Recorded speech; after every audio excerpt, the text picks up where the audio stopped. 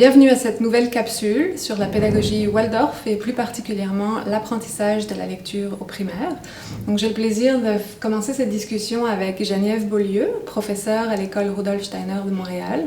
Et en deuxième partie de vidéo, nous allons parler avec Andrea, qui est une maman comme moi à l'école et qui va nous expliquer tout ce que Geneviève nous a expliqué en anglais. Geneviève, bonjour. Bonjour Sandrine.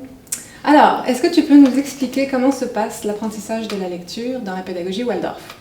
Oui, alors avant de commencer à voir comment ça se passe à l'école ici, je voudrais juste souligner les trois aspects importants pour moi dans l'apprentissage de la lecture. Il y a le décodage, bien sûr, qui est assez simple à comprendre, la compréhension, qui est vraiment fondamentale pour comprendre ce qu'on lit, et puis aussi le lien qu'on développe avec la lecture. Donc, on va tenir compte dans notre pédagogie de ces trois aspects comme étant aussi importants les uns que les autres. Donc, c'est ça. Et puis nous, ici, on commence un peu différemment. Quand on enseigne la lecture, en fait, c'est qu'on commence plutôt par l'écriture pour aller vers la lecture plutôt que l'inverse. Donc, on suit en fait un peu le développement normal dans l'humanité. Les êtres humains ont commencé par communiquer oralement, puis éventuellement, ils ont fait des dessins pour communiquer entre eux, et puis ensuite, ils ont appris à lire. Et au début, c'était juste des petits cercles initiés qui pouvaient lire, mais graduellement, de plus en plus de personnes peuvent lire. Donc, on suit un peu ce cheminement naturel. Les enfants, en première année, l'accent est vraiment mis sur l'apprentissage des lettres. On va apprendre et puis on va prendre beaucoup de temps pour créer du sens autour de la lettre. Donc, la lettre va venir d'une image qui vient d'une histoire. Donc, l'enfant se relie à chaque lettre.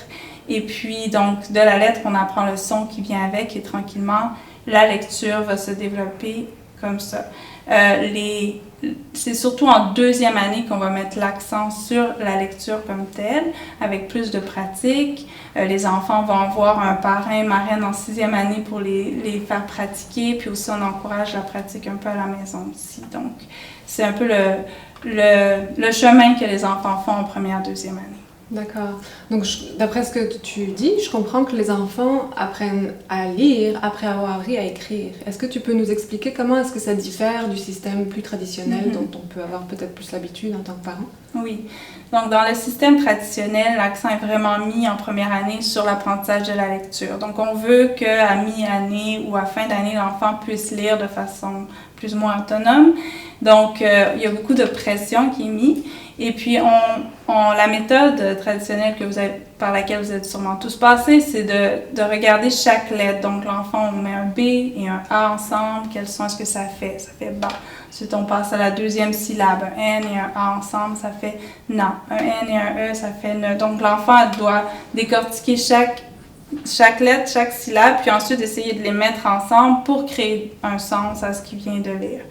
Alors, c'est très ardu comme processus pour ceux qui ont pu observer des petits en train d'essayer d'apprendre à lire.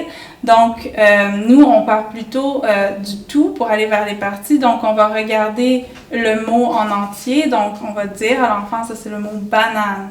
Donc, est-ce que tu peux me dire dans le mot banane, le B et le A, quel son est-ce que ça fait ensemble? Puis l'enfant, il va s'en souvenir. Puis on peut faire toutes sortes de choses. On peut dire, peux-tu me dire dans le mot N et A, ça fait quel son? Donc l'enfant, il se souvient parce qu'il y a l'image du mot. Il y a eu du sens qui a été créé pour lui. Donc ça, c'est une différence majeure dans la façon dont on enseigne. Et puis aussi, c'est ça, la vitesse à laquelle. Donc ça prend un petit peu plus de temps. Puis c'est plutôt en deuxième qu'on met l'accent sur la lecture. D'accord. Est-ce que les enfants ont une pratique imposée? Est-ce qu'ils doivent rentrer chez eux et avoir des chapitres à lire? Comment est-ce qu'ils s'entraînent pour... tu parlais tout à l'heure du lien qui est développé entre l'enfant et la lecture. Comment est-ce qu'on peut mesurer l'évolution de l'enfant dans son apprentissage? Donc, en première année, on ne demande pas qu'il y ait une pratique comme telle de la lecture. On va simplement lire des choses qu'on a écrites ensemble au tableau, tranquillement, tout le monde ensemble. En deuxième année, là, on veut que l'enfant commence à pratiquer. Donc, à l'école, comme je disais tout à l'heure, il va avoir un temps où, avec un sixième année, il pratique à lire. On va aussi pratiquer un peu en classe. Et puis, on suggère fortement aux parents à la maison, sans que ça devienne un devoir, de créer un espace, de créer un temps dans la soirée ou dans la routine du dodo où il y a ce lien privilégié entre le parent et l'enfant, un soutien un à un, ce qui est vraiment vraiment bon pour apprendre à lire, où le parent demande à l'enfant de lire peut-être une partie de l'histoire qu'il est en train de lui lire. Donc, que le parent crée un espace chaleureux, sécurisant, où l'enfant peut pratiquer chaque jour, ça va vraiment le soutenir pour développer. Donc, voilà. D'accord. On entend parfois des croyances sur l'aspect apprentissage de la lecture dans la pédagogie Waldorf, et notamment qu'un élève peut arriver en 6e année sans savoir lire. Est-ce que c'est possible, et qu'est-ce qui est fait pour les enfants qui ont peut-être plus de difficultés à apprendre à lire? Donc, on entend souvent ça effectivement, et puis on met pas beaucoup de pression sur l'enfant, mais si un enfant en 2e année, on voit que ça bloque, et puis que déjà à la fin de la 2e année, puis s'en allant sur la 3e, il n'arrive pas à acquérir l'habileté à lire, on va, nous comme adultes, aller voir qu'est-ce qui bloque. C'est vraiment essentiel d'aller voir est-ce qu'il y a une dyslexie, est-ce qu'il y a quelque chose d'autre qui empêche l'enfant d'acquérir la lecture. Donc, on va aller vérifier, et puis on doit le faire d'autant plus qu'en 4e année, il y a l'examen du ministère, donc il y a un volet de compréhension de texte. Donc, si un enfant a des difficultés en lecture comme la dyslexie, on doit le savoir pour pouvoir lui amener le soutien dont il aura besoin pour faire cet examen-là. Donc, oui, on ne met pas de pression sur l'enfant, mais nous, comme adultes, on est vigilants et on va voir est-ce qu'il y a quelque chose qui bloque, et puis on ne va pas juste laisser un enfant qui ne sait pas lire comme ça, sans intervenir. Ok, je comprends. Mais merci beaucoup, Geneviève, c'était très intéressant. Merci Sandrine, ça m'a fait plaisir. So here we are now to the second portion of this video. We're going to speak with Andrea, who's going to explain everything to us in English. Hello, Andrea. So as we were talking with Geneviève, she explained to us how is the process of learning to read in the Waldorf pedagogy. Would you like to explain? So I will do my best.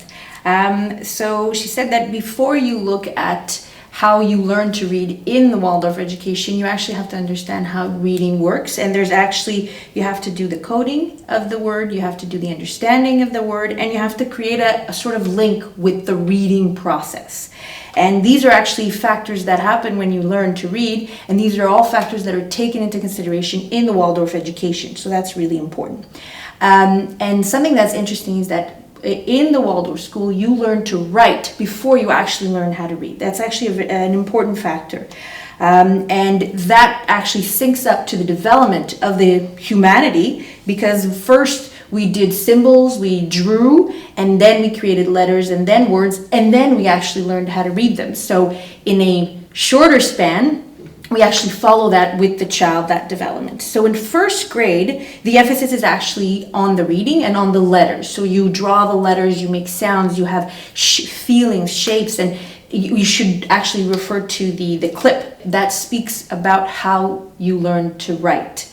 But shortly, it's, you do the letters, the sound, you experience the letter, and that's what's really emphasized in first grade. In second grade, that's where there's more of an emphasis on the reading aspect. And there's aspects like you get paired up with a 6th grade student to have reading, and you also kind of work on it at home, and these are things that will be addressed later. Okay.